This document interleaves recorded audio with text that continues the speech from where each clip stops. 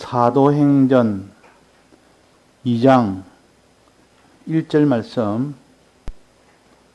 오순절날이 이미 이름에 저희가 다 같이 한 곳에 모였더니 호련히 하늘로부터 급하고 강한 바람 같은 소리가 있어 저희 앉은 온 집에 가득하며 불의 혀같이 갈라지는 것이 저희에게 보여 각 사람 위에 임하여 있더니 저희가 다 성령의 충만함을 받고 성령이 말하게 하심에 따라 다른 방언으로 말하기를 시작하니라.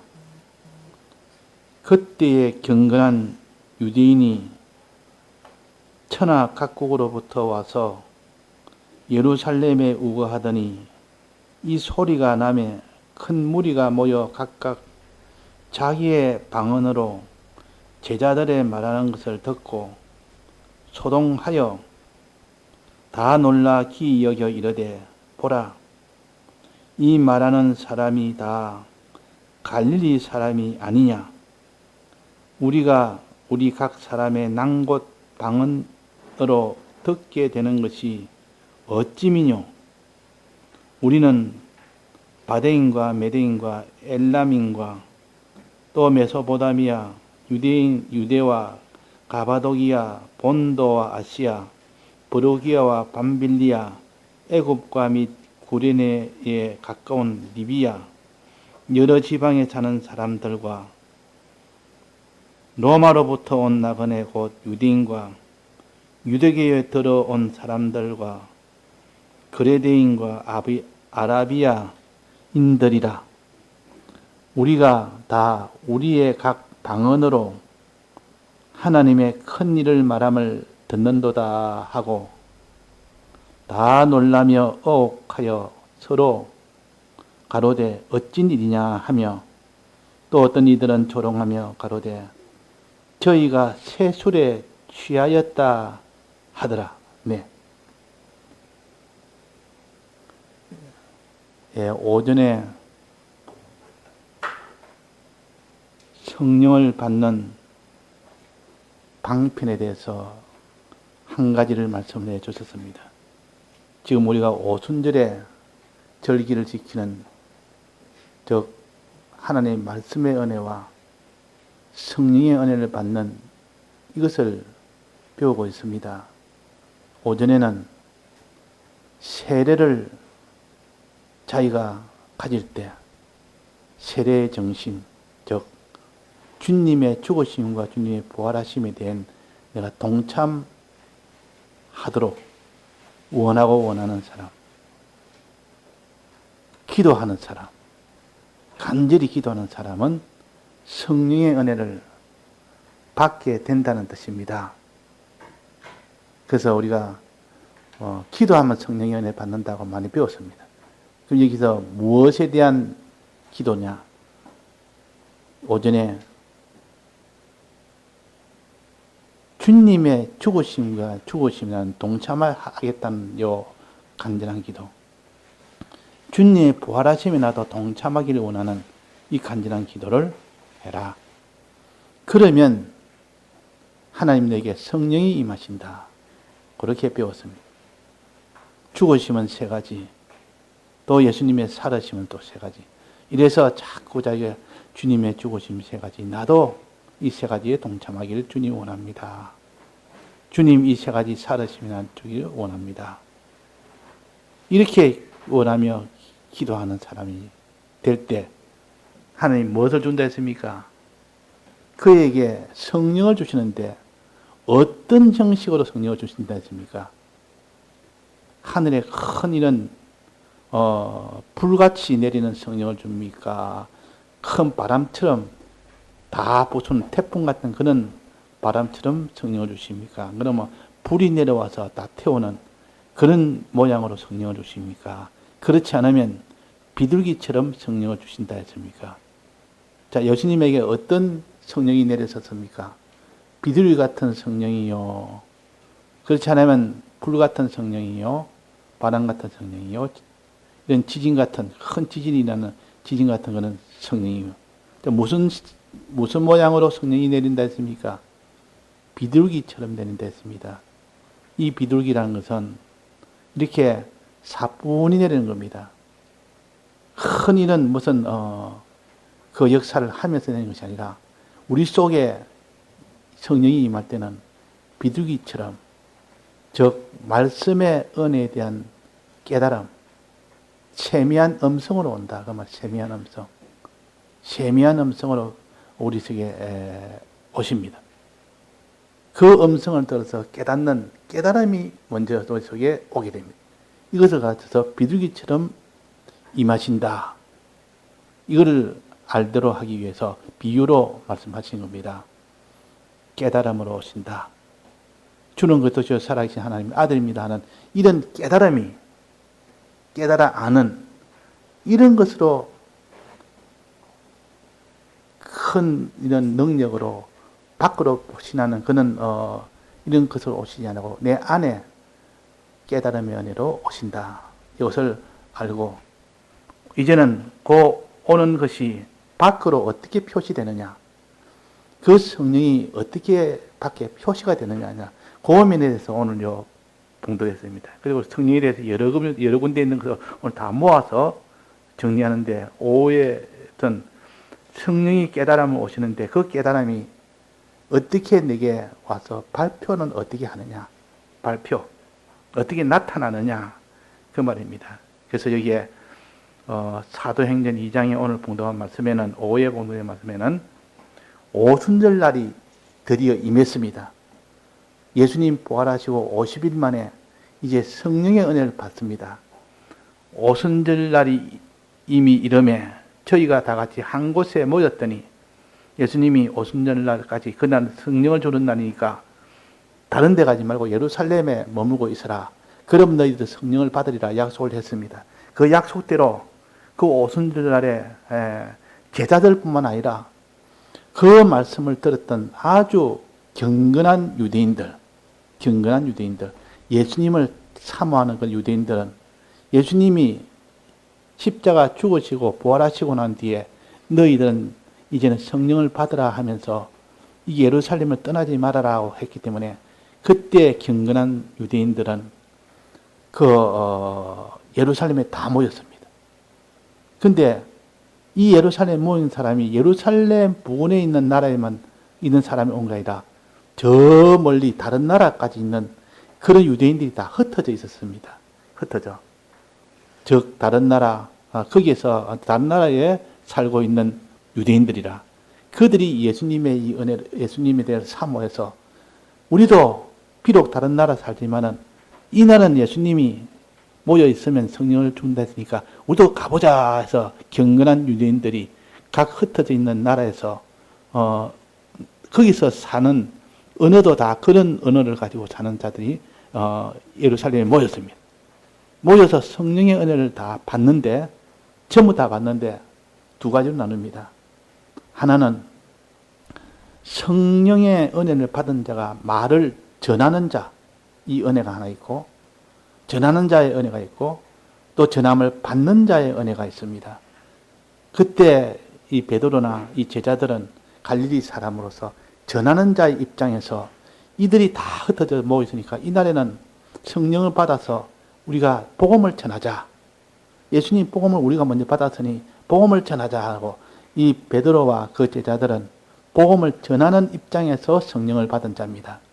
또 나머지는 거기서 복음을 듣는 자로서의 성령을 받은 자입니다. 성령을 받아서 복음을 듣는 자 입장이 된 겁니다. 그러면 성령을 받아서 복음을 전하는 자는 어떤 은혜가 있었고, 성령을 받아서 복음을 듣는 자는 어떤 은혜가 있었고 하는 것이 둘로 나누어서 지금 여기에 말씀을 하십니다. 자, 여기에 뭔가 2절입니다. 호련히 하늘로부터 급하고 강한 바람 같은 소리가 있어 저희 앉은 온 집에 가득하다. 듣기 위해서 많은 사람이 앉았습니다. 많은 사람이. 갈릴리 사람 외에 있는 다른 나라에 있던 그 경건한 유대인들도 다 앉아 듣기 위해서 앉았습니다. 앉았다. 그러니까 이 나라가 몇 나라인가 하면 한 세알에 보니까 13나라에 흩어져 있던 경건한 유대인들입니다. 또 거기에 이방인들이 믿던 예수님 믿는 곳이 또 2군데입니다. 그래서 총 15군데 흩어졌던 그런 다른 나라 사람들이 다른 나라에 가서 거기서 그 말을 듣고 일반 말은 유대인의 말은 모릅니다. 거기서 나고 거기서 자랐기 때문에 그런 자들이 와서 성령의 은혜를 받았을 때 그들이 어떤 반응을 보였는가 하면 여기서 나타납니다.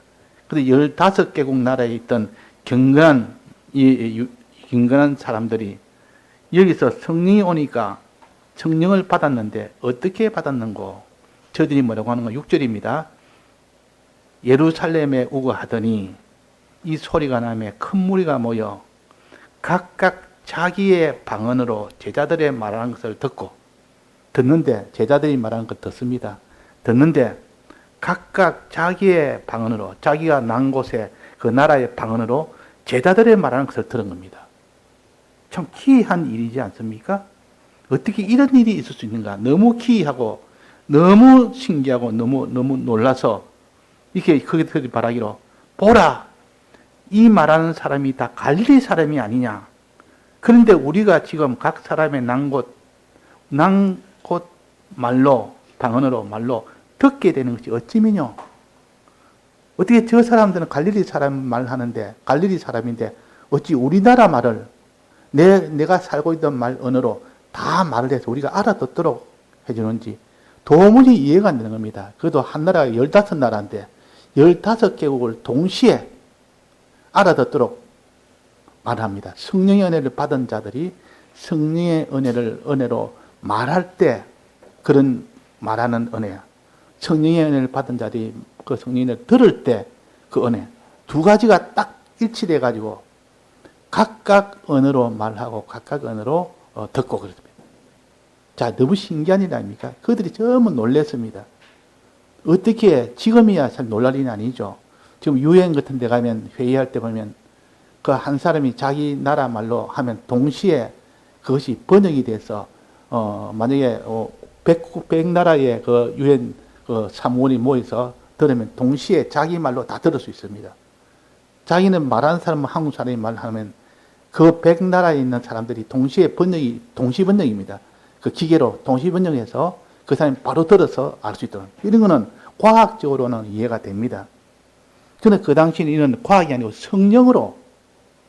성령을 받은 자들이 말을 하는 사람이 한 말로 하는데 듣는 사람이 각각 자기 나라의 말로 알아듣는 겁니다. 이거는 기계 도움이 아니요. 성령의 은혜로 이래 역사합니다. 그러니까 너무 신기해서 기계 같으면 야 기계가 많이 발달해서 이제는 이렇게도 되네 하지만도 그때는 그런 기계가 없은 시절에 성령으로 자기 나라 말로 다 번역해서 이렇게 다 들을 수 있으니 얼마나 신기한 일입니까? 얼마나 참 놀랄 일입니까? 우리도 지금 요즘 그 동시 번역되는 그런 유엔의 그런 시스템은 아니라도 이 스마트폰에 동시 번역할 수 있는 그 앱이 있지 않습니까? 저 같은 경우는 파파고라는 앱이 삼성에 여기다 깔려 있습니다. 기본적으로 파파고라는 거. 굉장히 해석이 아주 잘 됩니다. 내가 한국말로 하면 영어로 바로 번역해서 바로 나옵니다.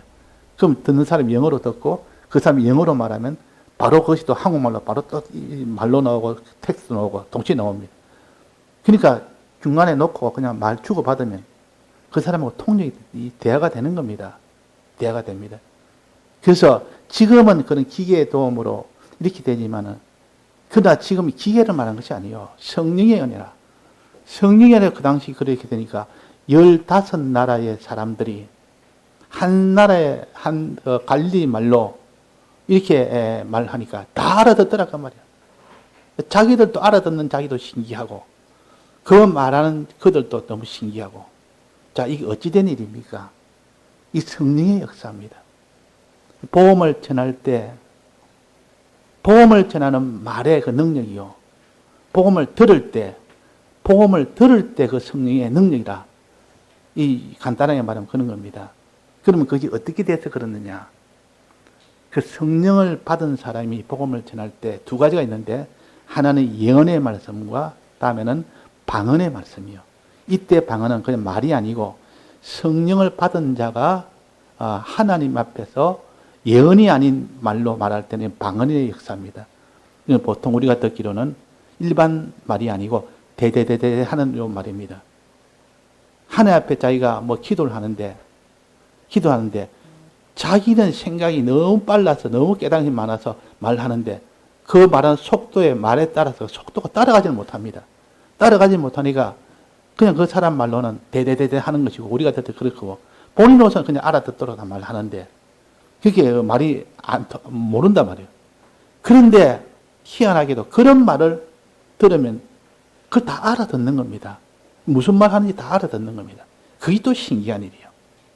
그래서 이 두 말하는 갈릴리 사람 베드로나 그 말을 들은 각국 경건한 그 사람들이나 둘 다 성령의 은혜를 받았습니다.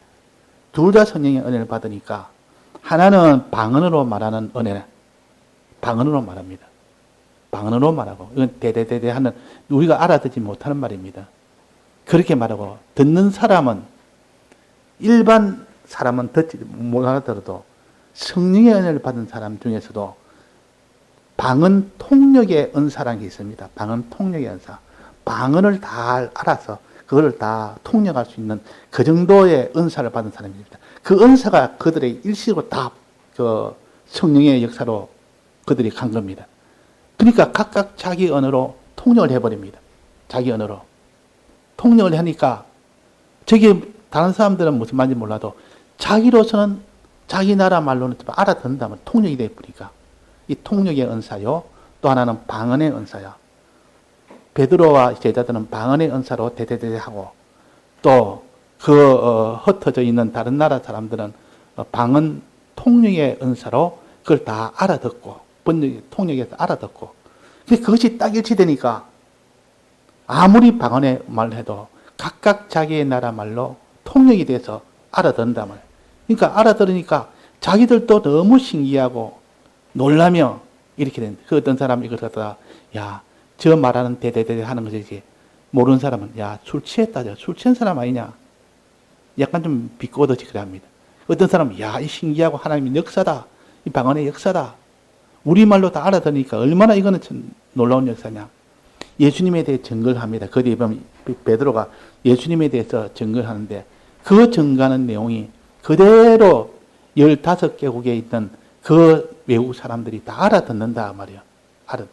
지금으로 말한다면 지금은 그런 방언 역사는 없습니다. 지금은 그런 방언 역사가 필요가 없습니다. 예언의 역사가 더 크고 더 중요하기 때문에 예언의 역사란 말은 다 알아듣도록 말하는 것이 예언의 역사요. 이 말 하니까 성경에 잘 풀어서 해석하고 이러는 거는 예언의 역사라. 그러나 도무지 알지 못하는 혼자 말처럼 하는 그거는 방언의 역사라. 이 방언의 역사도 필요한 겁니다. 하나님 앞에 기도할 때 방언의 역사도 필요하다. 그래서 예언의 역사를 사모하고 방언의 역사를 금지하지 말아라. 그랬단 말이에요. 그러니까 방언의 역사는 많은 교회를 살리는 데는 그렇게 필요함이 덜합니다. 개인적으로는 하나님 앞에 은혜가 돼도.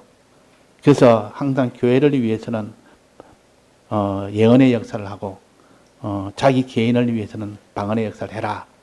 둘 다 필요한 것이지만은 교회 전체를 위해서는 예언의 역사를 해야 알아듣도록 해야 그것이 다 은혜가 되지 않느냐. 그래서 알아듣지 못하면 그때는 방언의 은사를 받은 사람, 방언 통역의 은사를 받은 사람은 그 사람이 해석을 해주면 그 방언을 듣고 이런 것이다 해석을 해주면 그래도 그것은 조금 낫다. 그렇게 합니다.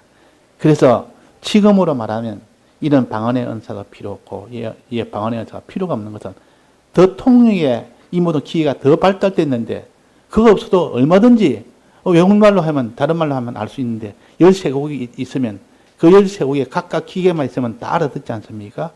그런 게 다 무용지물이 돼버립니다. 만약에 그것이 신기한 일이 같으면 지금은 신기한 일이 아니다. 하나님의 일은 언제까지나 신기한 일이고 하나님의 일은 언제까지나 참 이 큰 우리 구원에 도움이 되는 일이지만도 지금 기회가 있으면 기회가 대신 다 해버리는데 무슨 신기한 일이 되겠습니까? 그러나 지금으로 말한다면 방언의 은사가 성령을 받은 자가 복음을 전하는데 그 사람의 듣는 사람의 입장을 전혀 모릅니다. 어떤 형편이 있는지 모릅니다. 어떤 수준에 있는지도 모릅니다. 어떤 직업인지도 모릅니다.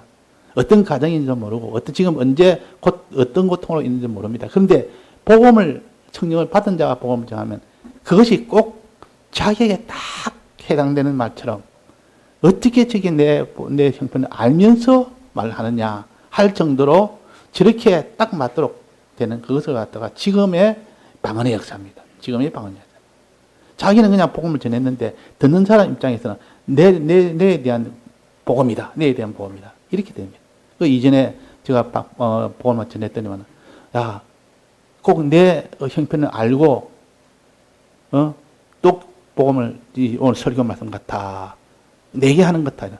그 사람들이 10명이 다 내게 하는 것 같아. 여기 됩니다. 지금의 방언의 역사입니다. 지금 현 시대의 방언의 역사라 그 말이에요. 우리는 내가 성령으로 준비하면 전부 내게 참 와닿는 그 말이 되고 내게 필요한 말이 되고 그게 되는데 이 성령의 은사가 없으면 자기하고 상관없는 말이 되어버립니다. 무슨 말인지도 모릅니다. 뭔 상관없는 말입니다. 방언을 통역을 하는 은사가 하나도 없어져 버립니다. 말씀드리면 무슨 말인지도 모르겠고 내게 상관없는 말인 것으로 여겨지고 그래서 성령의 은혜를 받으면 꼭 내게 필요한 말씀이다. 꼭 내게 해당되는 말씀이다. 이래서 자기는 예배 시간 내내 그 말씀이 집중이 안 될 수가 없는 겁니다. 그래서 여기에 15나라의 각국에 있는 그 경건한 자들이 들으면서 어찌 우리나라 말로 저렇게 말을 잘하냐. 저 갈릴리 사람이 어찌 우리나라 말로 어떻게 할 수 있느냐. 이게 다 깨달아지도록 되니까 얼마나 집중했겠습니까? 그 내용이 그 뒤에 나와 있습니다. 그 뒤에 지금 베드로가 한 설교 내용이 그 뒤에 이어서 나옵니다. 그거 보면 참 예수님이 어떻게 해서 복음을 전했는지 그거를 전부 다 방언으로 정하는 겁니다. 방언으로 이렇게 증거하니까 듣는 사람이 전부 다 방언의 통역으로 받아들인 겁니다. 통역으로 성령의 은혜를 받아서 통역을 해버린 겁니다. 그러니까 자기 나라 말로 알아듣죠. 아주 이거는 신기한 일이고 그 당시는 뭐 있을 수 없는 일이라는 것이 아니고 실제로 지금도 그렇습니다. 실제로 그런 일이 지금도 있습니다. 지금도 방언한 역사가 있지 않습니까? 예언의 역사도 있고 방언의 역사도 있고 지금 이 설교 말씀을 풀어서 말했다는 이건 예언의 역사요. 그러나 알아듣지 못하게 기도식으로 대대대 하는 것은 이건 방언의 역사요. 그러나 방언의 역사를 잘 알아듣도록 또 통역해서 하는 이런 은사도 있기 때문에 그렇게 하는 경우도 있다 그 말입니다. 그러니까 지금도 내나 그런데 하나님의 역사라는 것은 이런 것이 하나님의 역사다. 이런 예언의 역사와 방언의 역사로 복음 전하는 자는 복음을 전하게 되고 성령을 받은 복음을 이렇게 항상 그 사람에 맞도록 전하게 되고 복음 받는 사람은 어떤 입장에서도 그 복음을 자기에게 맞는 이 복음으로 자기가 받게 되고 그것이 성령의 역사입니다. 성령이 임하면 이렇게 된다는 것이요. 성령이 임하면. 그래서 우리가 여기에 대해서 그 의견이 분분합니다.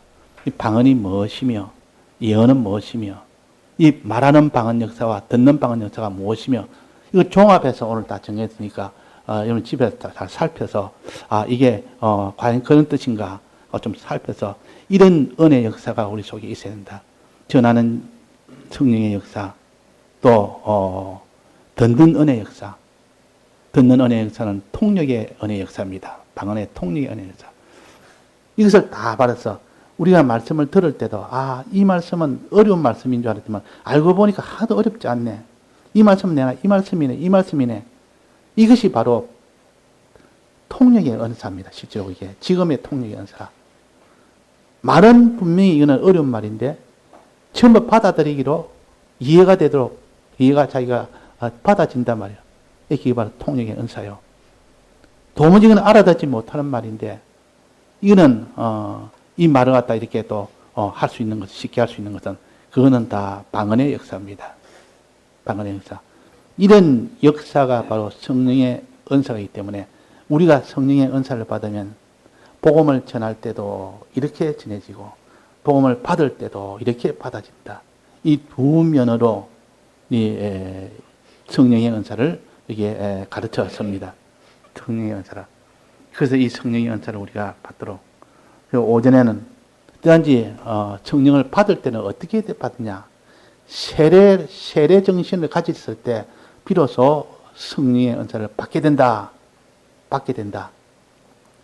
세례를 동참하면, 세례에 동참하겠다는 그런 소망을 가지고, 그런 소원을 가지고, 그런 간절함을 가지고 하나님 앞에 기도할 때, 그때 하나님이 성령의 은혜를 주신다. 여기서 지금 오순절이라는 말은 뭐랬습니까? 50일간의 간절한 기도란 뜻입니다. 50일간의 간절한 기도라. 시점은 언제입니까? 부활 때부터. 첫 낯을 대는 동안 보리 추수할 때, 그때 부활절입니다. 부활의 때입니다. 또 애굽에서 나와서 홍해바다 건넌 그 이후부터는 홍해바다 건넌 것이 바로 부활 때 아닙니까? 나온 것이, 물에서 나온 것이 부활 때. 그때부터 50일 후에 시내산에서 그래서 계명의 은혜를 받았습니다. 그러니까 50일간 기다리며 간절히 소망하는 거기에서 주신다. 자, 우리가 예배를 얼마나 기다립니까? 말씀을 얼마나 사모합니까? 사모하고 기다리고 주의 은혜를 깨닫게 해달라는 이런 사모와 은혜가 있어야만 성령이 오지, 성령은 기다리지 않는 자에게는 안 주십니다. 원하지 않는 자는 안 주십니다. 간절하지 않는 자는 안 주십니다. 그래서 50일이란 특별한 기간을 그렇게 정했다 그 말이에요. 특별한 기간을. 그만큼 기다리고 간절해라. 너는 주님과 나 주님의 대해 속에 나도 동참하기를 원합니다. 죽으심에 동참하기를 원하고 주님의 이 부활하심에 동참하기를 원합니다. 이것이 간절함이 있어야 됩니다. 간절함이. 자, 간절함은 어떻게 생깁니까? 그것이 있으면 어떻게 되며 없으면 어떻게 되느냐. 늘 이것을 자꾸 계산해 보면 주님의 이 죽음에 동참하지 못하면 어떻게 되며 주님의 이 부활에 동참하지 못하면 어떻게 되느냐. 이것을 자꾸 생각할수록 정말 이거 없으면 안 된다. 주님의 부활에 나는 동참해야 되겠다. 주님의 이 죽으심에 나는 동참해야 되겠다. 이 간절함은 이제는 하나님 앞에 구하면 됩니다. 주님이요, 내게는 지금 이럴 능력도 없습니다. 능력을 주옵소서. 기도라는 것은 자기가 없는 것을 구하는 것이 기도요. 자기가 못하는 것을 하나님 앞에 구하는 것이 기도요. 기도는 못난 자가 하는 것이 기도요. 잘난 자는 기도 안 합니다. 왜? 안 해도 되니까, 안 해도 난 내 힘으로 하면 되니까. 못나고 항상 제일 무슨 꽁지밖에 안 되고 제일 못한 자, 세상에 제일 실패자, 이런 자들은 하나님 앞에 기도를 간절히 합니다. 그런 자를 하나님 찾습니다. 그래서 오늘도 우리가 이스라엘 안에는 참 많은 경건한 자가 많고 제사장도 많고 서기관도 많고 굉장한 자들이 있지만 그들은 거기에 오지 않았지만 예루살렘에 와서 기도하지 않았지만 저 멀리 다른 나라에 흩어져서 그 경건한 유대인들은 그 기도하러 예루살렘에 모였단 말이에요. 말도 안 통하는데 이 나라 말도 모르는데 거기서 나고 자랐기 때문에 말도 모르는데 그 예수님이 예루살렘에 모이라 하는 그 말 한마디에 그가 다 모여서 기도를 했으면 하니까 생각지 못한 그 모든 은혜의 장벽을 뛰어넘는 그 은혜를 받아버립니다. 은혜를 받아버렸다. 그러니까 그들이 신기해하며 놀라며 어찌 이런 일이 있을 수 있느냐. 그 뒤에 말씀하십니다. 방언의 역사, 말하는 자에게는 하나님이 방언의 역사를 주고 또 듣는 자에게는 하나님이 방언의 통역의 역사를 줘서 어떤 방언의 말도 다 통역해버려서 자기가 받아들이버리고 이해가 다 되지 않습니까? 13나라가 아니고 15나라가 아니고 20나라든 100나라든 성령의 은혜를 받은 자는 동시 통역이 다 되는 겁니다. 그게 성령의 역사요. 그러니까 우리가 형편과 입장이 각각 달라도 하나님이 주신 이 말씀을 성령에 따라 전하면 그 성령을 받은 자는 자기 형편에 딱 맞게 그 말씀이 자기한테 딱 오게 되어 있습니다. 이거는 우리말로 하는 건데 우리의 언어로 좀 말하네. 이렇게 알아들어 버린단 말이야. 그래서 우리가 단지 성령의 은혜를 받아야만 은혜가 됩니다. 어떤 은혜? 비둘기같이 내리는 은혜. 깨달음의 은혜다. 말씀을 들어서 깨닫는 그 은혜가 와야 된다. 깨닫는 은혜. 조용하게 깨달아지면 그 뒤는 폭풍 같은 그런 행위가 나오집니다. 아무도 그걸 건드리지 못하는 그런 참 다 드리는 그런 십자가의 길도 걸어갑니다. 그래서 조용히 하나님 앞에 말씀 들어 깨닫는 그 사람이 무섭습니다. 그 사람이 큰 자입니다. 예, 다 같이 통성으로 기도하시겠습니다.